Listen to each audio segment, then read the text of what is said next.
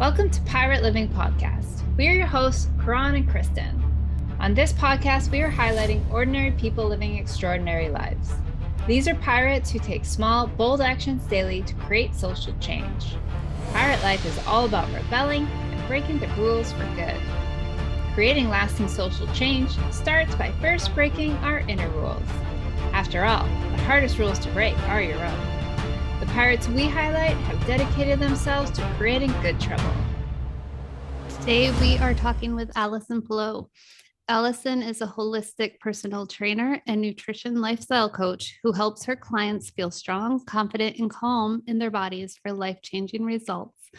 Allison is the host of the podcast Integrate Yourself, a podcast which has inspired thousands to approach their health in a whole new way.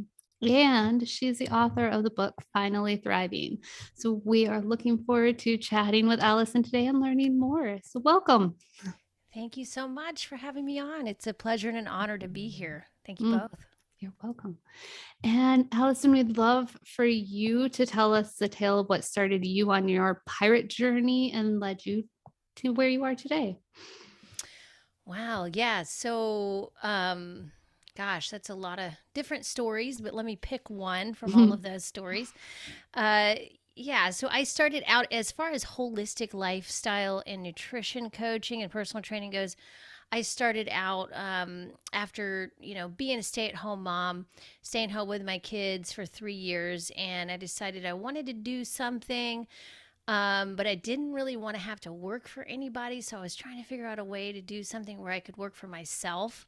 And I had a teacher when I was in school for exercise science. He was like, you should just become a personal trainer. And I'm like, I don't know if I want to be a personal trainer. It just seems like, so boring sitting there, like tracking people's reps and sets, like while they're doing a machine. At the time, that's kind of what personal training was. And so I said, just seems kind of boring to me. I want to do something a little bit different. So, long story short, I became a personal trainer, but I became a different kind of personal trainer because what I had been introduced to in the gym that I started training with was a gentleman. His name's Andrew Johnston, and he was a Czech practitioner. And so I was seeing some of the things he was doing in the gym, and I was like, wow, like that's really cool. I want to train like that. And then soon after, I saw a show called Insider Training. And oddly enough, it ended up bringing me to Paul Chek because Gabrielle Reese was interviewing him, and he was training the same way. And I put it all together. Like, this is where Andrew learned his stuff. So I'm like, this is what I want to learn. This is how I want to learn to train. And so, of course, it brought me into much more than just knowing how to train. I got, exposed to holistic, nutritional lifestyle coaching. I bought the book, How to Eat, Move, and Be Healthy, Paul Chek's book.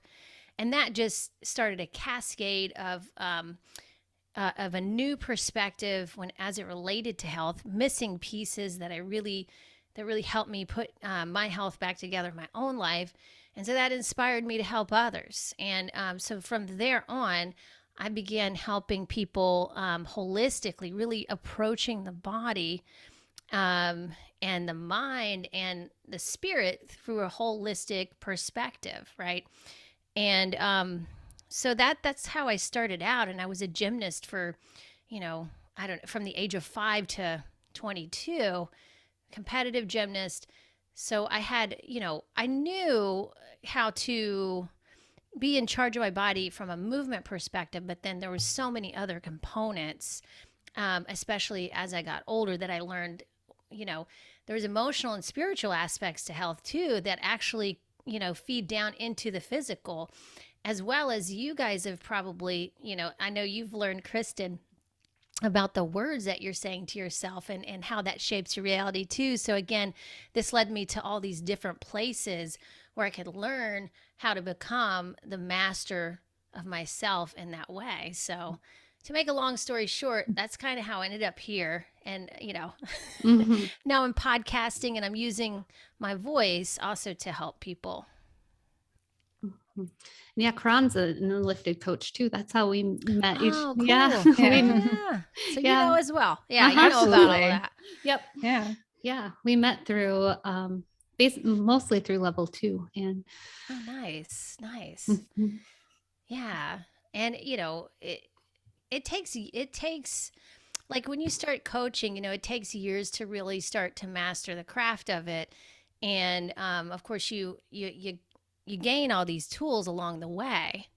And then you try to figure out how to integrate those tools into how you help people as well as how you're helping yourself. So really my journey has been helping myself first with the tools, trying that out that way first, and then helping my clients with it as well. And how I feel like, and also, knowing what they need at the right time as well, and guiding them that way. But, everything from functional fitness to corrective exercise to, you know, kind of training world class runners, and then, the nutritional lifestyle coaching approach, studying thyroid health. I mean, I've been through a lot of it, but what I've come full circle around is it's all about how you're handling the stress from your mindset. Like, how are you perceiving life, right? And this is going to trickle down into how your body responds to you as well. So this is the missing piece that we really haven't been utilizing or really integrating in the fitness community, I feel like. Yeah. And I were just talking about that. Go ahead. Well, I was going to ask, like, what is the social rebellion that you're doing with your work, or that you're looking to start with your work? What do you mean by social rebellion? What is that? Like, what are you rebelling against for society? Like, the very pirate thing. Yeah, I started out kind of rebelling. I started out with that kind of energy, and then I just and yeah, I felt like I was really fighting, at first, because I would talk to people about organic food in the very beginning. This is before Whole Foods, and they would look at me like I was crazy because I said organic eggs are different than conventional eggs. And they'd be like, no, I don't believe you. And so it was kind of like I was feeling like at that point, that was a bit of a rebellious time for me. And also a little bit of a pushback, like, hey, listen to me, please, because I know what I'm talking about, But what I realized soon after, and this is also something I talk about in my book, is that it just wasn't the right approach from a coaching standpoint, because at some point you have to let people own their life, own their decisions, and also to create that ownership for people. They have to eventually, you're giving them the information, you're guiding them through the process, but what they do with it is completely up to them. So from my perspective, I guess it's rebellious in the sense that I've definitely approached life and health from probably a very different way than most people do. And I see things very differently as well. But I never try to push people into anything anymore, or come from like a righteous indignation role like I used to, because I've realized how much that pushes people away, but also it creates conflict within yourself. So then you're left feeling like very frustrated, right? Because no one's listening. And but what really is needing to happen is for you to honor yourself, give what you know to be true to other people as a gift, and they can do with it what they want. Ultimately, it's up to people how they receive, right? How they receive you, how they receive what you're saying. Everybody's going to be different. So with that, you're able then to let go of what you're putting out there, and you don't have to be attached to it. So the rebellious aspect of it to me is more of attachment. And that's how I see it anyway. But I like being rebellious because it's a little bit of a pushback, and we have to have that, right? To honor our boundaries. And at the same time, are you attaching through being rebellious, right? So that was what I thought about when I went through that process. Yeah. Yeah, I think sometimes as coaches, we can get really dogmatic with the way we think it should be done. And everybody is different, and you also have to meet the clients where they're at, meet people where they're at, and work with them rather than, trying to push your dogma onto them. Yeah, exactly. Well, and also just check your own dogma, right? Like give yourself a reality check as like, is this becoming a dogmatic belief for me, Yeah. And that's important too. As coaches, we have to really examine that for ourselves, right? Yeah. Like, am I getting stuck on this one thing being the way and the only way? It's Exactly. Yeah. Been there many times. Yeah. Yeah. Had to go through a lot of cutting those I'm right and stories. Exactly. Yeah. So what are some of the bold actions, whether they were big or whether they were small, that led you to where you are today? So I mean, you were a gymnast for a lot of your life, and then you did the physical training. What are some other steps that you've taken? Let's see. And again, that can be many things. Like life experiences have just led me to where I am now. The decisions I've made for what I wanted to learn and what I wanted to focus on. I would say probably the biggest in most recent years has been some of the more creative endeavors that I've been pursuing. One being the Enlifted coaching group. That's been really amazing and a great way to see myself from a different perspective, in helping me also launch a new career, but also like getting back into deciding to really honor some of the things that I've kind of put on the back burner and not prioritized because I thought, I was like, I got to do this other stuff first. But really, it's about really honoring what you want to do, what you enjoy doing. And so what I'm leaning into more is my joy in play, which I've again put, I've as a coach, as a mom, as whatever role we're playing, we're giving. But we don't ever, rarely do we learn the value of giving to yourself and learning how to receive. And so, because then, that's what leads to the joy and the bliss. And then that leads to more giving, right? The giving out of authenticity rather than out of obligation. So, just being able to enjoy my life actually has been the biggest game changer lately, and allowing myself to go toward things that I really, really want to do. Like singing is something I've been getting back into most recently. It's been so much fun, and just doing things that I just really enjoy doing. It depends on, so for me, my creative projects just depend on the season, right? So I kind of focus on one thing at a time. But right now it's the voice work, the singing, I'm learning how to play the ukulele. So, those kinds of things. But it helps me be more open and creative as it relates to my job and helping my clients, because then I'm not being dogmatic. I'm not being stuck. I'm not being restricted or restrictive on myself. I'm staying open to more because I'm expressing myself creatively.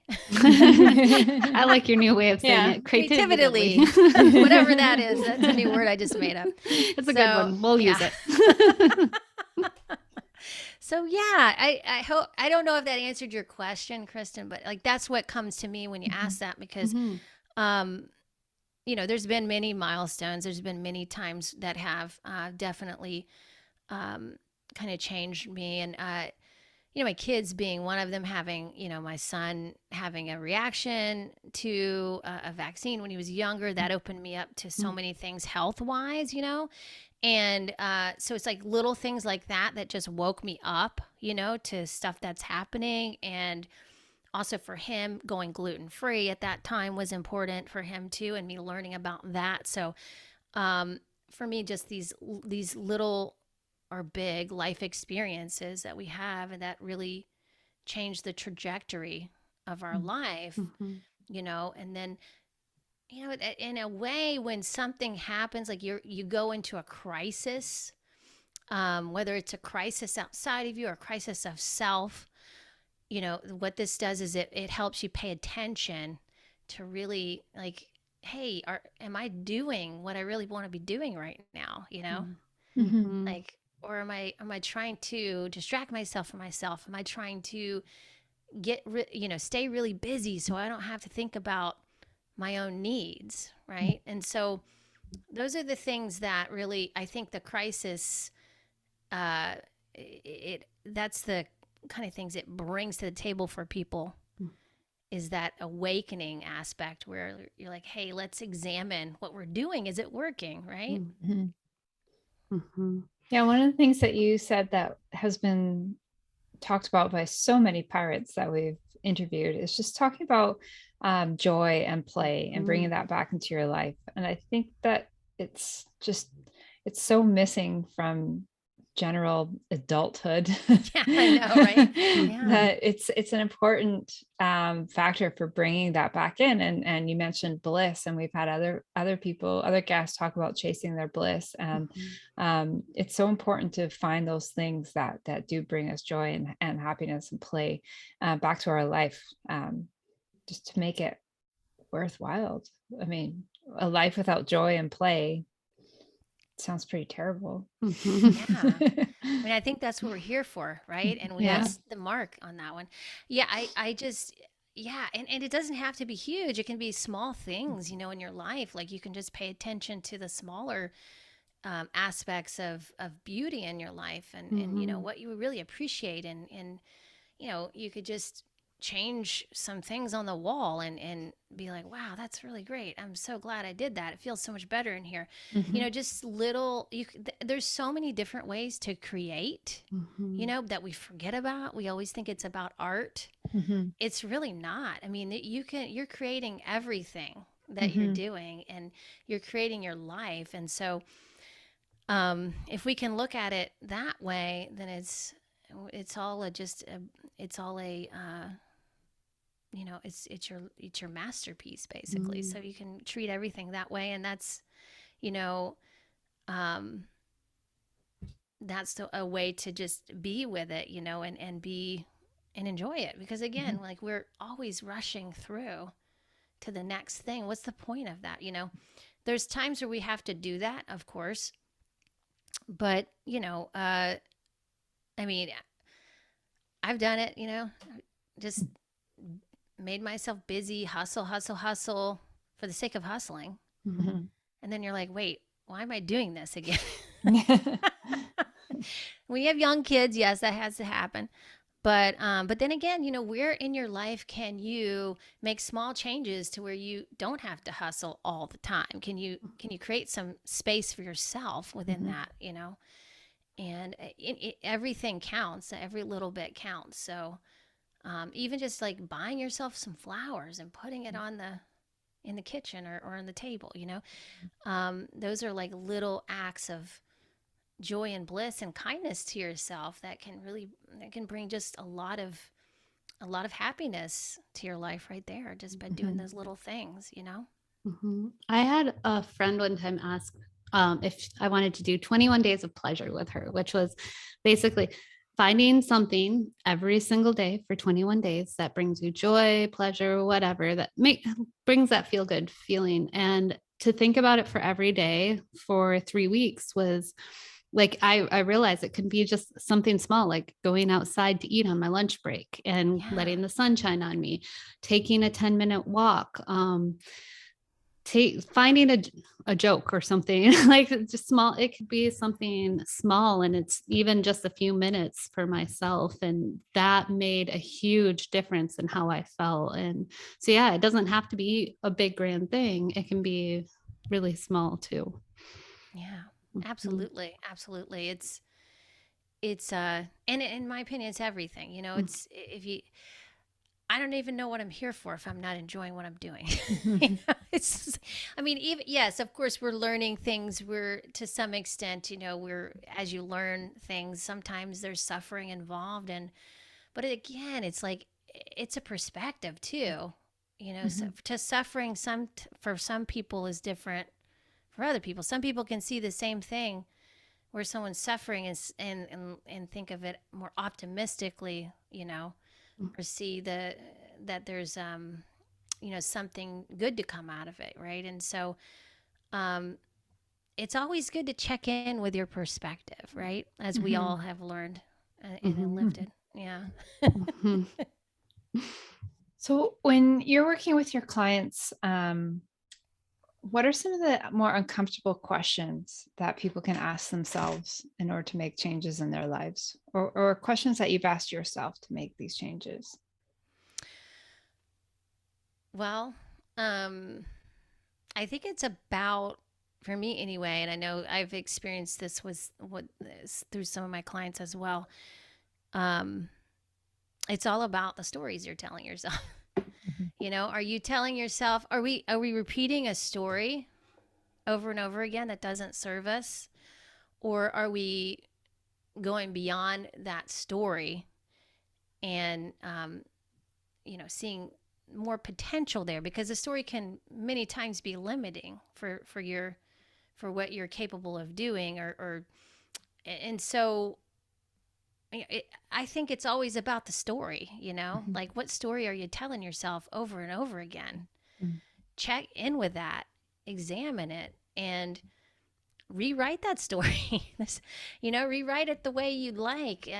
There's nothing wrong with doing that. You know, we're not tied. None of us are tied to any of our stories here. We can always change them. So I think the hard question is, are you really dependent on your story? Or do you really like your story? Or is it hard? Are you attached to your story, right? And be real honest with yourself about that. And then we can begin to, you know, when we don't need that attachment anymore, that codependency on that story, then we're able to make light of it, and we're able to help it dissipate and create a new story, right? One that serves us better and that helps us reach our potential, right? And then you're able then to see things a different way, so that you can follow your desires, and that'll lead you on your down your path. You know, what are you here for? What's your destiny, right? It's hard to know if we're stuck in our stories. So that I would say that would be the biggest roadblock, because for many of the people I work with, they do have lots of stories. I mean, I have stories too. We all do, right? But it's a matter of the awareness around it, right? It's a matter of how attached you are to those stories.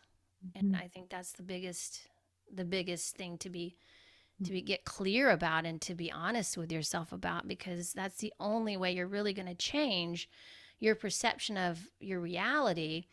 You know, Byron Katie talks about this too all the time. She's like, is that true? Ask yourself, you know, is that really true? And, you know, then you can start going down that rabbit hole of like, okay, you know, it's a good game to play with yourself. What is true, you know? Yeah. Yeah. Is it true? We're just talking about why too, asking why a lot. Yeah. Is it true? Some good questions to ask. Absolutely. Yeah.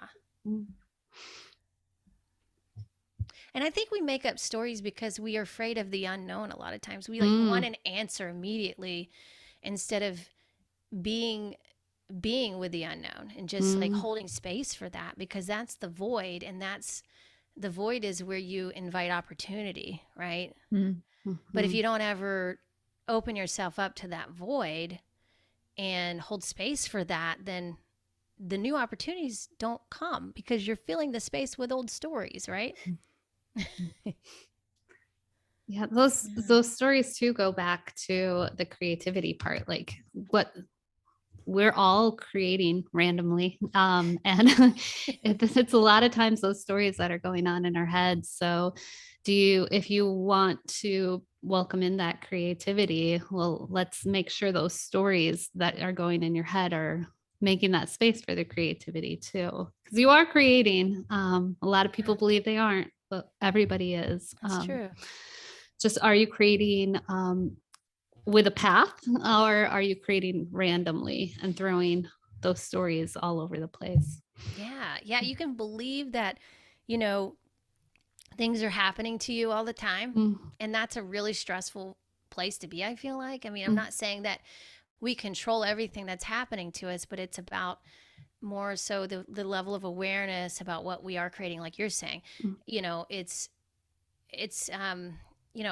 my belief is that your destiny is your destiny.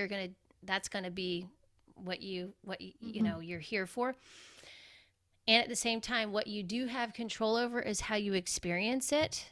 And so I would say, you know, do you want to experience from a stressful, chaotic standpoint, or do you want to experience it through a more deliberate, aware state mhm, and perception? You know, where you are creating from intention, right? mhm. Yeah. We talk a lot about the idea of good trouble on this podcast. What does good trouble mean to you, and how are you creating good trouble in your life? Well, what do you guys mean by good trouble? What does Mm. that mean? That's what I just asked you. Yeah.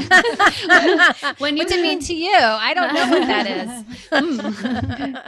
is. So good trouble would be going towards those rebellions, right? So creating good trouble would be fighting against something. Well, it might be the rule, but it's not necessarily right. Or rebelling against something that's maybe the norm that you know is a better way, Mm. right? Or asking those questions, like Yeah. why are things this way? Mm-hmm. Yeah, I've been doing that for a long time, in the health sector, and gosh, we could talk about a lot as it relates to that, and there may not be enough time for that, but um, but yeah, especially I think I don't, it's a controversial topic. We won't get into that so much, but I feel like a lot of what the current events and what's going on today, I definitely feel rebellious against that, and like what was the term again? What trouble was it? Good trouble. Good trouble. Good trouble. Yeah. Mhm. Making good trouble there because it's really interesting. It's so funny. People are like, "Oh my God, this is happening." Yeah, this has been happening for a long time. I've been following it for a long time. And it's just like people are just now seeing, like, the veil has been lifted. They're seeing what has been going on behind the scenes for a very long time. And what has actually come up for me, and also a close friend, Roseanne Grace, we were talking about this the other day, and she's like, we're talking about the Wizard of Oz, right? And how the symbology has been coming up into the forefront, like we're like, we got to watch that movie again because I got to, this is happening in real time, right? Um, Everything in that movie is a symbol of what we see in our lives. And if you watch that plus Alice in Wonderland, similar thing but a little more trippy, it's like all this symbiology, is that a word? We're making up words today. Yeah, that's right. Okay, we'll go with it. Symbioticology. Some might just say symbols. symbol. Yeah, right. I'm trying to be fancy. So yeah, so it's all in there. It's all in there. It's all in our lives. If we just like look at the subtlety in our lives and we just see those subtle symbols, like it's like, wow, okay, we're in a dream state right now. We don't even realize it, right? So it's just interesting because, like, yeah, we think this is all real. This is all an illusion, right? It's like we're on a roller coaster ride and there's all, you're really scared, but you're going to live, right? You're going to be okay, but it's really scary. Same thing. This is what we're experiencing right now, right?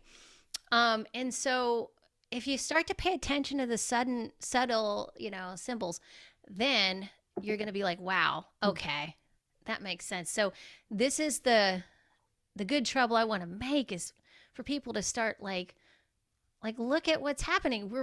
This is like all kind of an illusion in a way, for you to just see, um, read that energy, right? Read the energy of what's happening right now, instead of looking at it and saying, this is what I'm seeing, right?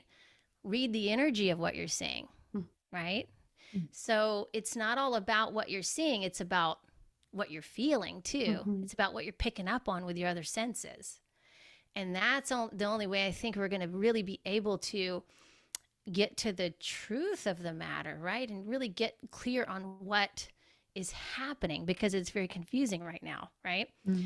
So rather than picking a side, playing the separation game with people, I'd much rather help people come to their own conclusions and see the illusion for themselves. What are you, what is this reminding you of? What is this reminding you to heal within yourself? Right? What is this triggering for you? So there is a bigger thing happening than what we're seeing, right? There's a lot going on behind the veil, and the veil is getting thinner. So as the veil gets thinner, you're going to start seeing some trippy stuff if you pay attention, So I invite you to do that. Go watch those movies, the Wizard of Oz, and read, Alice in Wonderland. So yeah, it's just, but it's our intuition that we're being called to follow right now and to connect to again, because we've gotten far away from it. And as technology becomes a greater force, instead of working with technology, we're actually replacing our intuition with technology, which doesn't really make much sense. And that also takes us away from nature. And so again, bringing more awareness around those kinds of things that we're doing. Not everybody's going to do it, but if more and more of us can start to pay attention and start to trust ourselves that way, things will change. Things will change big time. Yeah, intuition is important to listen to. Yeah. And something that I think we're taught to turn off at a very young age, because kids have it naturally, but we get taught not to listen to it. Yeah. I talk about this in my book too, about it's all about how to connect with yourself, right? But also create empowered wellness within yourself through connecting with your mind, body, and spirit. And the last part of the book is about listening to your spirit. And this is something that I went through, because I had been that kid who was picking up on so many things. But I didn't really have anybody to teach me the ways of what all this meant, right? So I just, I had mechanisms where I started blocking these things out because I wanted to be like everybody else. I wanted to be normal. But probably the truth is most people have that. They just aren't, it's never talked about. Kids don't really know how to, grow into it. And so as adults, we end up just really, smothering that our intuition, really, in many ways. We all pick up information differently. And so I've learned to, as I've been, opening up again in that way, I've been able to learn how to connect with my own intuition and also pick up on how I receive information. And that's all about how you receive too. So there's a clear link to how we receive. It also is linked to the heart, of course, but how you receive love in your life through the form of anything, really, and how that links up to how you receive information, right? How you receive how you discern between that information when it comes to you, because we're inundated with lots of it right now. But the information I'm speaking more about is the information that you are feeling, that you're picking up on, that people aren't saying, right? Reading between the lines, as they say. So that's one thing that I would say start to pay attention to. Can you read somebody's energy without them saying anything? You know, don't worry about what they're saying. Worry about what they're not saying. Mm-hmm. And that's what I've been doing this entire time with all the officials that are talking and everything that's happening. What are they doing? What are they not saying? Mm-hmm. This is what's important, right? Mm-hmm. Even people you follow too, you know, or anybody, you know, it's, again, we're not judging people, you know, we're not going into judgment mode. Like you're, you know, I pick up that you're a terrible person or whatever. It's more so just, you know, trying to get clear, you know, get clear on what you're picking up on. Right. And start to trust that. Mm-hmm. Yeah.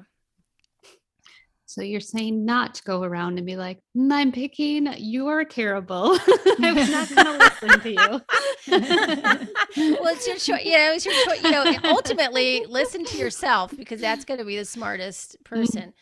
But you know, I think we make the mistake. I'm not saying, you know, not to listen to people who have, you know, have a good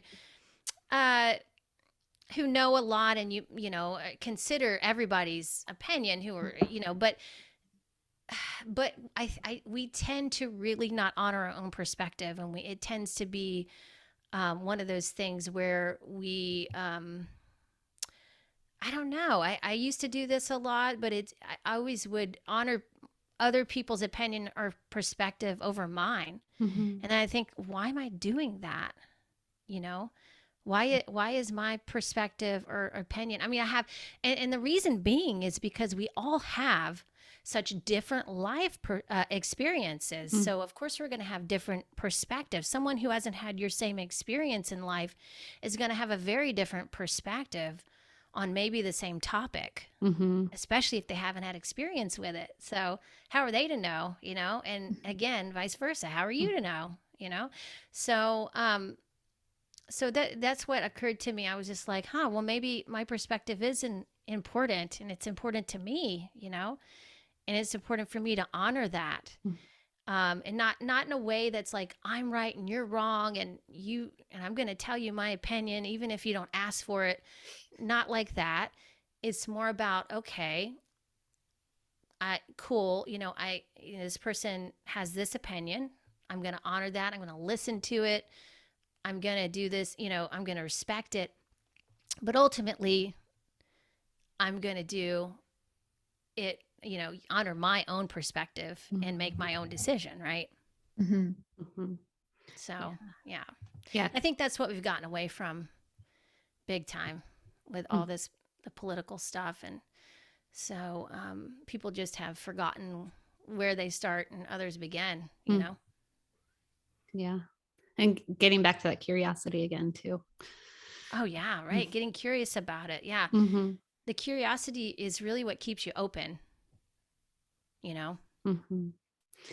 Yeah. You've talked a little about your book. Will you tell us more about like what is Finally Thriving about? And yeah, give us a little insight into your book. Well, yeah. So I want to start by just sharing how I created the book, and because that's going to give you an idea of, you know, the rhythm of the book, how it came about.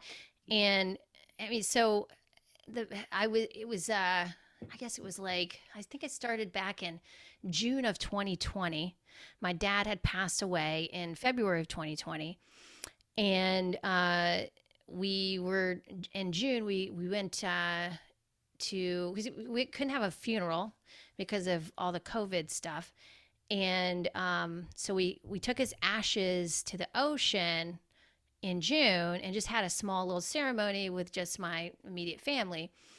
And soon after, I get this this download of all these ideas for a book, and like, you need to start writing. And so I just started writing every morning. I started writing about 30 minutes, and then it snowballed into an hour to 2 hours. And it was like, I was just typing. I wasn't even thinking about what I was writing. I was just started writing. And a lot of it was just stuff that that I had learned over the years, the past 15 years of coaching, some things I'd learned through some of my emotional coaching intensives, my experience, some personal experiences, some client stories. But ultimately, a lot of the physical energetic integration that I learned that no one taught me and that I had to totally figure out on my own. I mean, like, you can go to spiritual gurus and they're going to give you information about energy and about spirituality, but they're not going to tell you how it feels in your body, right? Most of them won't. I mean, so that was my experience. A lot of it was kind of like, well, oh, this is what I'm feeling. Okay. Okay, not everybody feels this, but some people do. And, those kinds of things. And like, how do you integrate those, the spiritual, emotional aspects of yourself into your physical, right? And how does that affect your physical when we are out of alignment in those aspects? So what I wanted to do was really bring in other aspects of health besides just nutrition and fitness, which are very important, but that, understandably so. I mean, many people don't get past the nutrition and the fitness because it's complicated, right? And it's different for each person. So I felt like, well, why don't I just share my experience of it and people can do with it what they want, It's my gift. You can receive it how you'd like. And I'm not going to try to make it fit for everybody. I'm going to, give you my experience and hopefully you'll get something really great out of this. It's kind of the book that I always wanted when I was learning about all this stuff too. And so I take you on a journey of aligning the mind, connecting with the body, and then listening to your spirit. And so, and how that relates to wellness. And so this is going to give you, because everything that happens in your body is coming from a spiritual and emotional place, right? If you're trying to change the body, which you can, through different changing behavior and fitness and with nutrition, it's not going to be as sustainable as if you change the spiritual and emotional aspects of yourself, right? If you can do that, the physical is more sustainable, right? Because you're going to be a reflection of what you have in those other energetic bodies. So, I kept seeing people every year like set, do these New Year's resolutions, and at first when I was working in the gym, like people would last a month and then it went down to lasting a week. They would start this new routine, right? And I'm like, why can't people, stick with this? Why can't they, why can't they realize this is really like ultimately this is what's going to keep you healthy and get you what you want? Everybody wants to lose weight. Not everybody, but a lot of people do. And so why aren't they just sticking with it? And, I realized that, people, they don't find a lot of joy in fitness. They don't find a lot of joy with nutrition. And the reason being is it's not fun. And I'm like, why can't we make this fun? How do you connect with it, right? How can you connect on a deeper level? And so that is really, ultimately, my book is teaching you how to have more fun and create more joy in your wellness journey, right? By getting to know yourself better. Because a lot of times we also get into these routines, or we try to get motivated to start working out, but we're using other people's goals, right? Is that really your goal? What is your goal? What is your desire? What are you wanting, to create here? But we're given these like generic goals every year, but it's like, that's not my goal, right? Somebody else's. So I need to create my own, right? Yeah. And that's the whole thing with pirate living, right? Like forging your own path and creating your own life that you want, not living the life that someone else expects you to live. Right. Absolutely. Yeah. It's your purpose. Like why are you doing it? That's another thing people don't ask themselves. Like, why are you doing 100 burpees? I mean, I'm not. Why? What's the reason? So, I mean, yeah, as long as you get clear on that question, I think, you're good to go. But, ask yourself that question with everything you do. Yeah. Yeah. Will you tell us about the programs that you offer? Yeah, sure. Right now currently I'm doing one-on-one coaching, fitness and nutrition coaching online, but also life coaching. So, it just depends on person's needs, where they're at. But I do a lot when I coach people in person.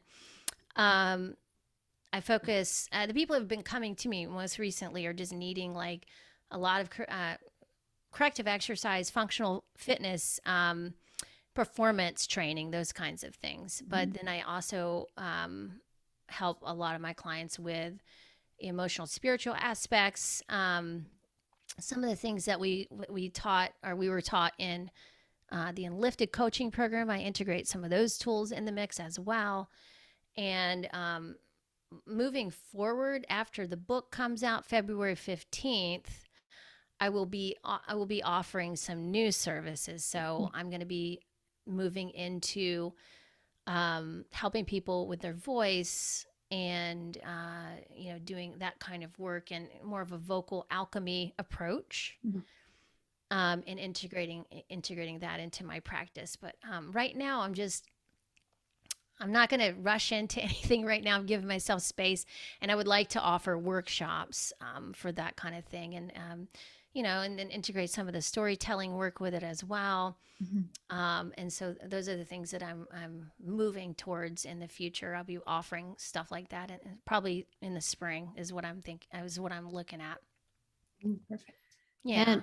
And pretty sure your episodes will be scheduled to come out on 2/22/22. So No way. Yeah. So nice. your That's book okay. and your book will be out by then. So well, people go buy it. They told me originally February 1st, and then they came back and they said, "Oh, it's going to be February 15th now." So it's going to be, but that's okay. It'll be close enough. Yeah. So go by now. Yeah. The book shall be out. Well, Yes. we're on February 22 currently, and the book's 22. out. Go I buy. thought you said second. Okay, perfect. That's perfect. Yeah. 2/22/22. I love it. I love it. So yeah, the book will have already been out. So everybody listening can go look for Finally Thriving and purchase it. Yeah, yeah. And my hope is that people just enjoy it. I just it's an enjoyable read. It's nothing too crazy intellectual. Mark's in the book. I mentioned him and some things that he's taught me. And I highlight a lot of the teachers I've had throughout the years as well, and some of the lessons I've learned, because partly I included that because I just, I don't want people to think that I did it all by myself. Like, I feel like a lot of times with people who write books, or they have these huge projects, or they become famous, it's almost like people are under the impression that they just had this talent and they did it all by themselves, but really it takes years of learning, learning new skills and practicing and, coming to these conclusions and changing your perception and all of these things. And so working with clients, having experience there as well. So I wanted people to get an idea of what it takes to, to do something like that. And like, it's, and because I just think in the age of like Instagram and YouTube, like people think that people just started a YouTube channel and they didn't, there's nothing behind that, well, they might have done years of acting classes and all of these other things to build up to that, like, so just know that those things are happening, right? Yeah. You're an instant success. Well, no, actually, I've been doing this for like 18 years. So it's not quite instantaneous.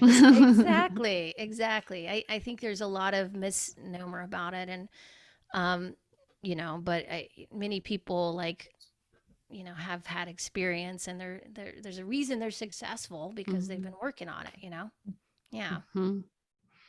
Yeah. We don't see all the behind the scenes. No, we don't. And again, I want to inspire people to start, creating that way, like start doing that, because like, the behind the scenes is, I used to always love, I don't know about you guys, that you might, I don't know if you remember this show, the VHS, is it?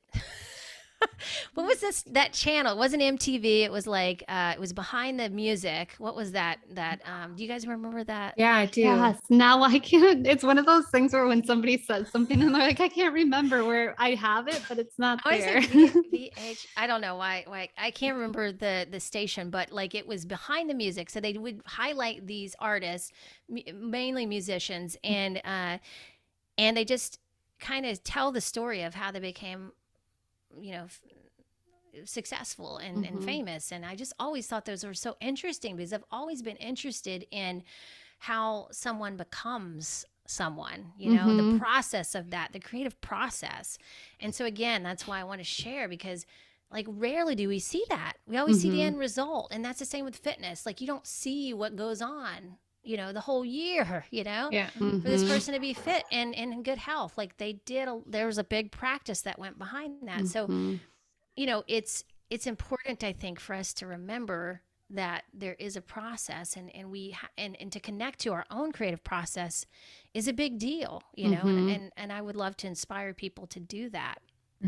Yeah. It's a VH1.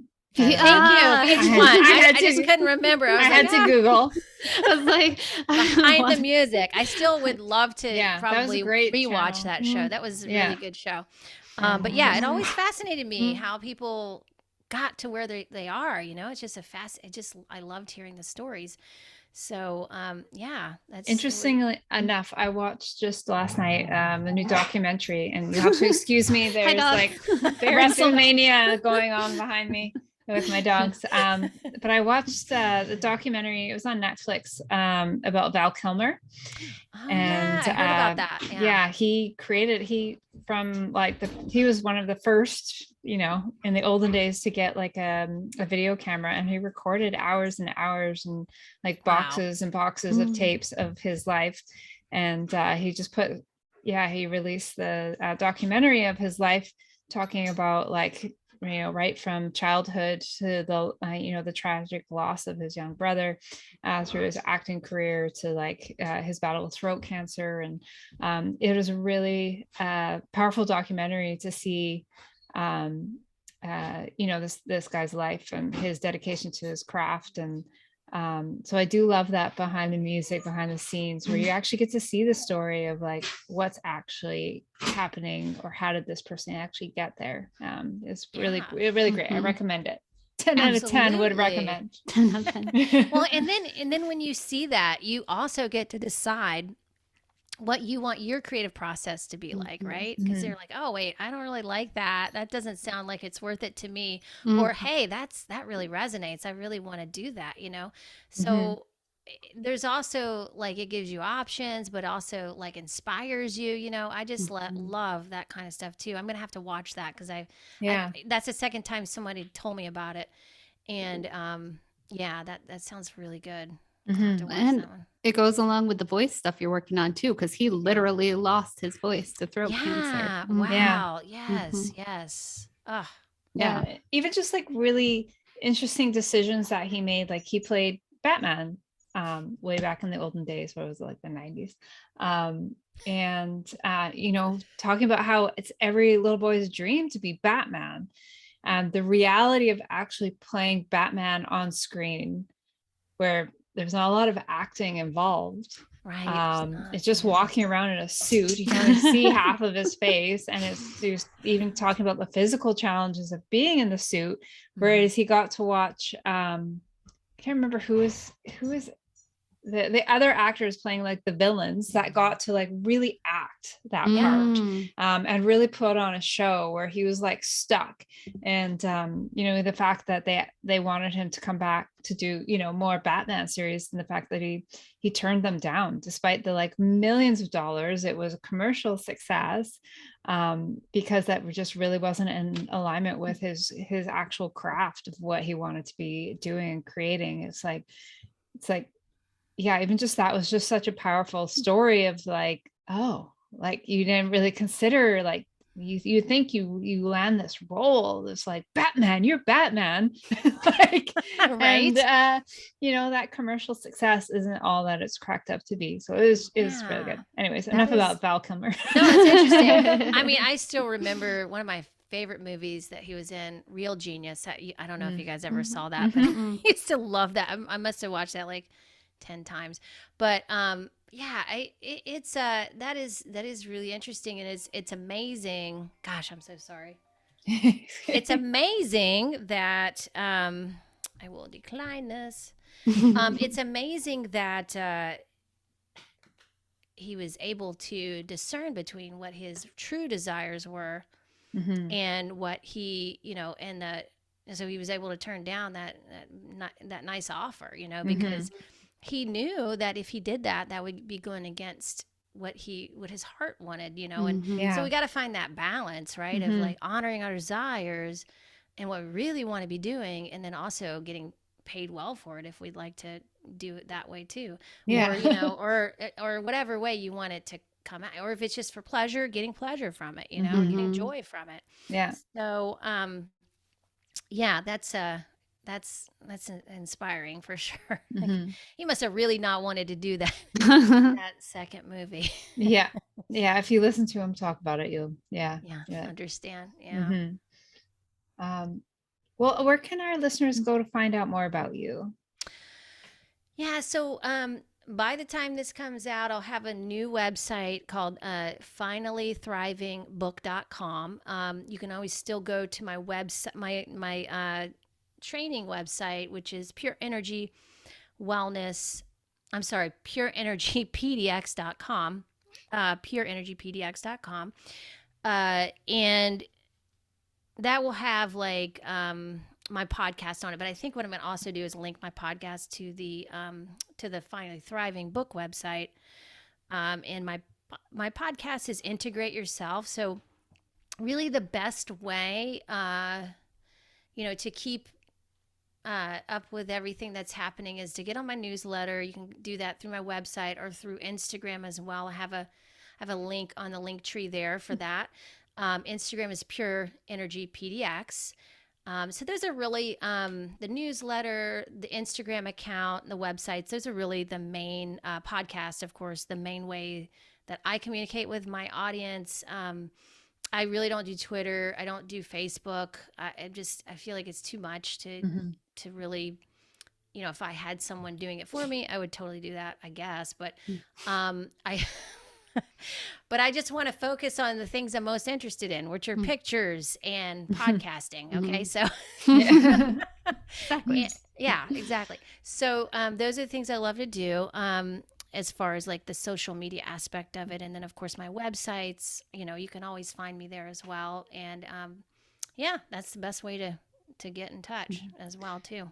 And fun fact about the PDX, in case anybody's like, what in the world is the PDX after Pure Energy? That is Portland. Portland. Originally, when I created that website, it was going to be a local operation, but since COVID, it's become worldwide. So now that's a little bit irrelevant, but I have it, and it's too late to change it now. So there you go. Yeah. There. Okay. I'm still Coach Karan YVR. So that's Vancouver. Perfect. Yeah. Exactly. Are you Vancouver, Canada, or Vancouver, Washington? Okay, cool. Yeah, I Yes. love Vancouver. The further Vancouver. Further Vancouver. The further one, the cooler Only one. she was just across the river. We would I have hauled know. her over to pizza night by now. I know. Darn it. I know. She's only 5 hours away, although we probably can't get there right now. Can't get there. Yeah. Yeah. Darn it. It's okay. And it's gluten-free pizza night, Karan, so you would be able to eat it. Excellent. Yes, it's really good. Yeah. I'm in. As soon as I'm able. Right? You're invited. Thank you. So how, Allison, would you recommend our listeners start their own pirate journey? Yes, that is a really good question. And my answer to that would be to start to connect with yourself. You can start with my book. I give you all the steps in how to connect with yourself in that. Also, just start paying attention to really what you want to do. Be honest with yourself. Are you living the life you want to live? Like, examine that. From my experience, you go through different phases in your life. There's certain times when you repurpose, when you have to examine more. But really, it's the awareness around that. It takes, it takes a lot of attention to do that. But once you start doing it, then you can start seeing a lot of things. And then you can start seeing your own truth, everybody's truth is different. There's not one universal truth, but the thing is that you have to learn how to find your own truth. And in order to do that, you have to connect with yourself. And that includes spending time with yourself, which is many of us don't do. So in my opinion, being more pirate is really learning how to, create that autonomy that within yourself. Like, not to say that you want to separate yourself from everybody, but you want to also know yourself enough to know where you begin and others, you stop and others begin, like be able to, don't get pulled in with the group think and all the other stuff that's happening. Like, form your own opinions about life, right? That's important. And we can talk about these things. Like, you don't have to agree with everything everybody is saying or doing, and you can still talk to people about it. We don't always have to argue, and you can respect. It's like also learning how to respect other people's stances, other people's opinions, actually getting to a place of unconditional love with both yourself and others so that you can start living a life of reverence for everybody you come across. I mean, that's the whole thing. I think is like, why, if we were all the same, if we all thought the same things and believed the same things, how boring would that be? It's really amazing to see life from another person's perspective and experience it that way. And we've lost that, the joy in that, I think, in some respects, because we're all in this like defensive mode, or we have been for a few years. I think it's starting to calm down a little bit, but you don't have to get pissed off just when you don't agree with somebody says. You could just say, what? Well, ask them a question. Well, why do you think that way? Like, start to ask questions, and then maybe you can see where they're coming from and appreciate it, even if you don't agree with it. Right. So, that to me is being more pirate, because I think then you're living, with more awareness than the average person. Right. And more compassion. Yeah. And coming back to, is it true? Like, is it true? Exactly. Always ask that question. Like, don't let yourself get away with anything. Especially not you. Right? No. Yeah. Well, our last question is the important question of, do you know any pirate jokes? Gosh, I don't. I wasn't prepared for this. Well, that's okay. We come prepared. We like to ask first. I wish I did, though. Now I'm going to have to get some. The internet has plenty. So ours then for you is, where can you find a pirate who has lost his wooden legs? Where? Right where you left him. Well, here should be another question. Good. Yeah. For those that are musically inclined, the next question should be, do you know any shanty songs? Any pirate shanties? No, I do not. I don't, unfortunately. But I have been to Florida, and it's very piratey. So, yes. There's a lot of pirate energy. Yeah, I was surprised, because I've been to, I grew up in Georgia. I've been to Florida before. I didn't notice it as much until I started reading the Be More Pirate book, and I was like, oh yeah, Florida's got a lot of pirate, and there's a history of piracy there. Yeah. They're close to Nassau, aren't they? Yeah. Okay. Parts of it, yeah. Yeah. So it's definitely got that vibe, which is interesting. There's a little bit of rebellious attitude over there. Those Florida pirates. Yeah. Well, if you learn any shanties on the ukulele, we'd love to hear it. I will do that. I'll be prepared next time and play for you. Yeah. That should be next year. Do you know a shanty? That'll be enough time for me to learn. Give me plenty of time. Well, thanks again for chatting with us today. Thank you. It was, again, a pleasure and an honor to be on here with you two today. Thank you so much for inviting me. I appreciate it. It's rock and roll, guys. There are no rules. This one goes to 11.